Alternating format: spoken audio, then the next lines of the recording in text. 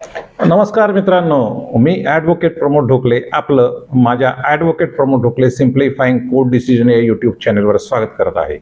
आजच्या या व्हिडिओ पॉडकास्टमध्ये आपण एक अत्यंत महत्त्वाचा आणि तुमच्या आमच्या कुटुंबांशी आणि त्यातील वारसांशी संबंधित असा कायदेशीर मुद्दा समजावून घेणार आहोत. आपण अनेकदा ऐकलं आहे की 1956 पूर्वी मुलींना कायद्याप्रमाणे वारसा हक्क नव्हता, कारण 1956ला हिंदू उत्तराधिकार कायदा म्हणजे हिंदू वारसा हक्क कायदा झाला. परंतु मग तत्पूर्वी जेव्हा हा कायदाच नव्हता तेव्हा मुलींना वारसा नव्हता का?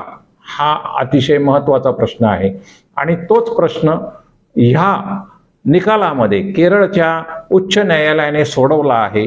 म्हणूनच हा व्हिडिओ शेवटपर्यंत पहा, कारण अत्यंत महत्त्वाच्या विषयावरचा, त्यातही महिलांच्या वडिलोपार्जित संपत्तीमधील अधिकारांवर महत्त्वाचं भाष्य करून जाणारा हा व्हिडिओ आहे.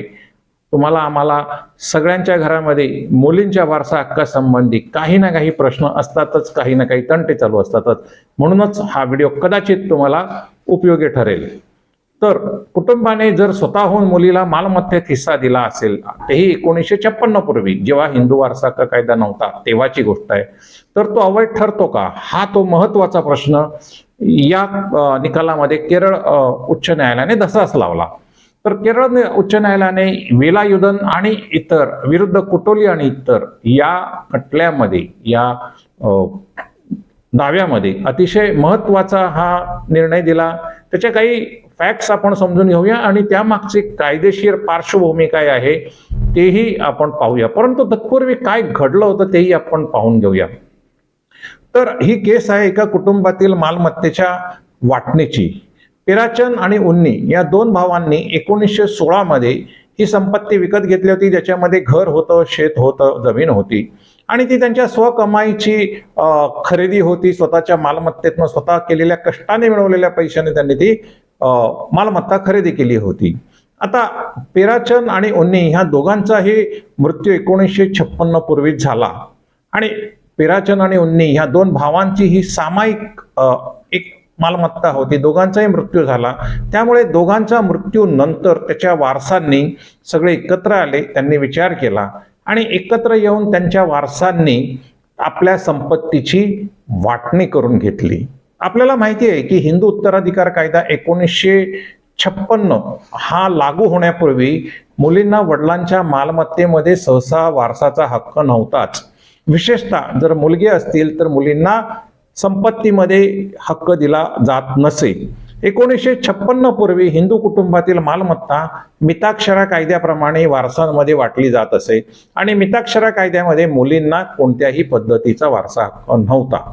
परंतु या केसमध्ये मात्र एक अतिशय महत्त्वाची आणि वेगळी घटना घडली आणि ती घटना अशी आहे की पिराचंद आणि उन्नी हे 1956 पूर्वी जेव्हा मृत पावले तेव्हा त्यांच्या मुलींना हिस्सा नव्हता. परंतु तरीही ह्या दोघांचे जे कोणी सगळे वारस होते ते सगळे एकत्र आले आणि त्यांनी ठरवलं की आपल्या वडिलांनी सामायिकरित्या खरेदी केलेली ही जी काही संपत्ती आहे ती आपण वाटून घेऊया.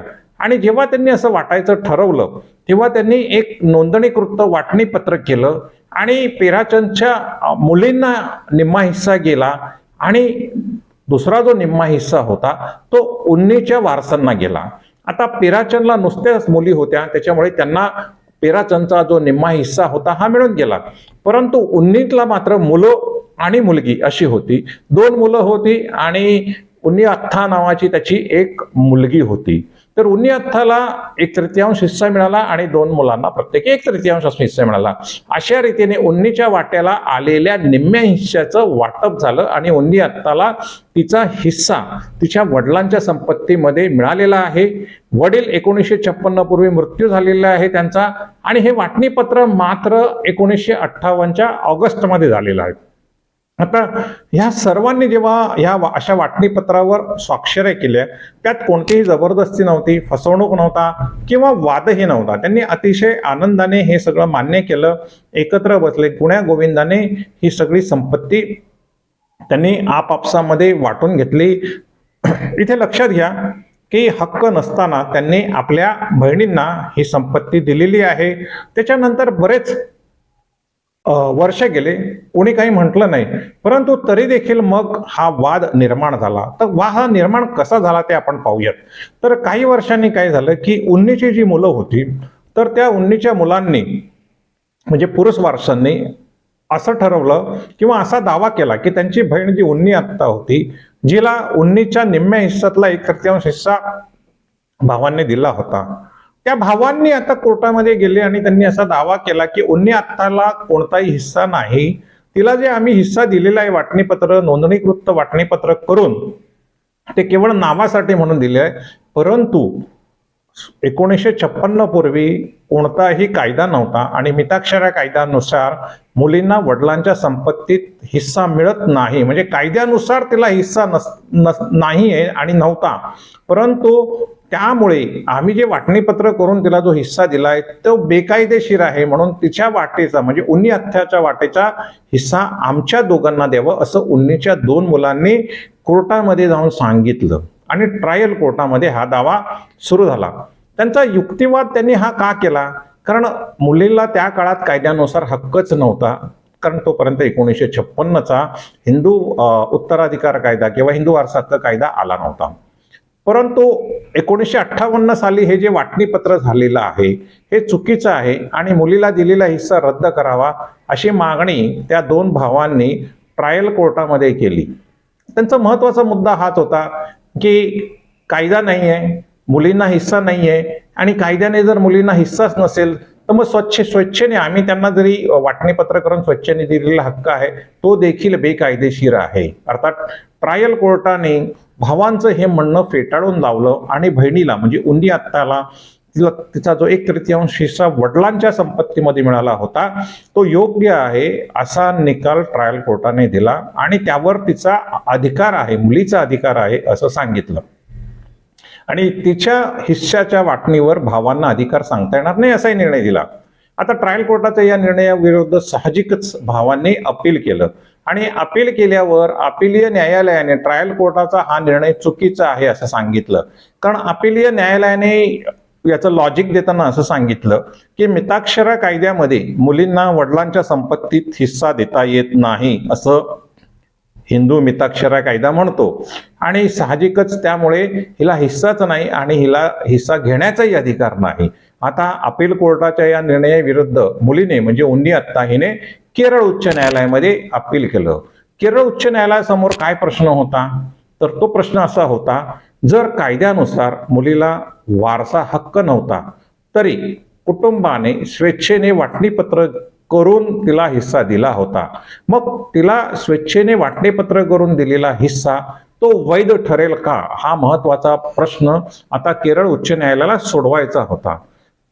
ह्या सगळ्या केसचे जे काही पेपर्स आहेत, वाटणीपत्र आहे ते आणि दोन्ही बाजूंचं म्हणणं ऐकल्यावर कोर्ट म्हणालं की कायद्याने हक्क नसणं आणि कुटुंबाने स्वेच्छेने हक्क देणं या 2 वेगळ्या गोष्टी आहेत.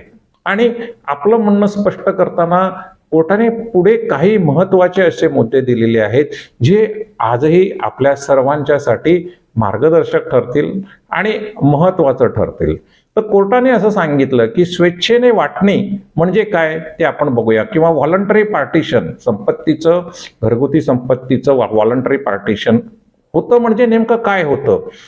जर सगळे वारस एकत्र येऊन कोणत्याही दबावाविना किंवा धाक दाखवल्याविना किंवा कोणत्याही पद्धतीच्या प्रलोभनाशिवाय सर्व वारस जर स्वतःहून एकत्र आले आणि त्यांनी जर अशा पद्धतीने वाटणीपत्र केलं, ते नोंदणीकृत केलं आणि अशा वाटणीपत्राला कुठल्याही वारसाचं काहीही ऑब्जेक्शन नसेल आणि गुण्यागोविंदाने जर व्हॉलंटरी पार्टिशन जर झालं असेल तर त्याला स्वेच्छेची वाटणी किंवा व्हॉलंटरी पार्टिशन असं म्हटलं जातं. आता ही जेव्हा एकदा स्वेच्छेची वाटणी म्हणून मान्य केलं जातं तेव्हा अशा वाटणीला कायदा मान्यता देतो. जर स्वेच्छेने कुटुंबाने वाटणी करून बहिणीला जर काही पैसे दिले असतील किंवा संपत्ती दिली असेल किंवा वाटा दिला असेल तर केवळ मिताक्षरा कायद्यामध्ये मुलींना वडिलांच्या संपत्तीमध्ये हिस्सा नाही ह्या एका मुद्द्यास्तव ही केलेली व्हॉलंटरी पार्टिशन किंवा स्वेच्छेची वाटणी ही गैरकायदेशीर ठरत नाही. हे कोर्टाने निर्विवादपणे सांगितलं. कोर्टाने सांगितलं की कायद्यामध्ये अशी बंदी आहे का याचा देखील आम्ही विचार केला आणि कोर्ट म्हणालं की जर जुना हिंदू कायदा म्हणजे मिताक्षरा कायदा मुलींना वारसा देत नव्हता, हे सत्य आहे, कारण तो त्यावेळचा कायदा होता, पण तो कुटुंबाला मुलीला हिस्सा देण्यास मनाई करत नव्हता.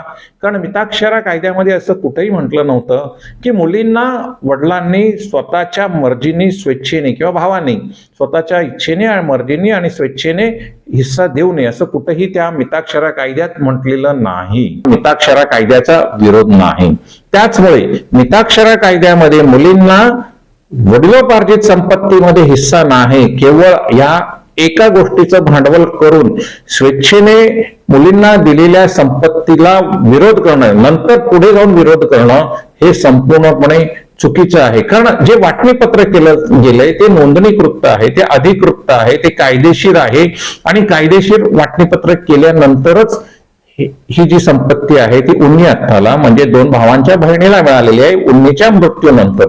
त्याच्यामुळे कोर्टाने असं सांगितलं की नोंदणीकृत वाटणीपत्र हा स्वतःच एक कायदेशीर दस्तऐवज आहे. आता जर कायदेशीर दस्तऐवज असेल तर तो आपल्याला मान्य करावाच लागेल. जर त्यातून कोणाला मालमत्ता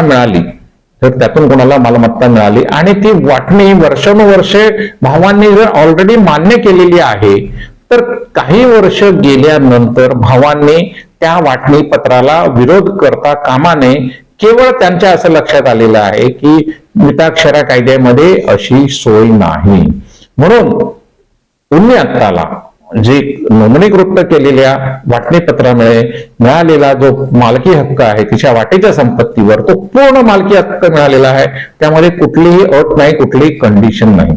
सगळ्यांनी अतिशय महत्वाचा हा निर्णय त्यांनी दिला आणि ह्या निर्णय दिल्यानंतर वडील किंवा वारसांना पूर्ण अधिकार होते अशा संपत्तीचं वाटणीपत्र करायचं, कोणाला किती द्यायचं हे ठरवण्याचा देखील वारसांना पूर्ण अधिकार होता आणि तो त्यांनी राबवलेला आहे आणि त्यानुसारच हे वाटणीपत्र केलेलं असल्यामुळे हे संपूर्णपणे वैध आहे.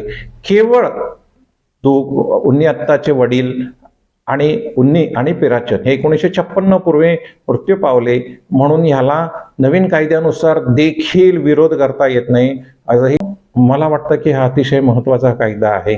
आपल्याकडे देखील हिंदू वारसा हक्क कायद्यामध्ये 2005 नंतर मुलींना भावांच्या बरोबर समान हक्क मिळाला आहे.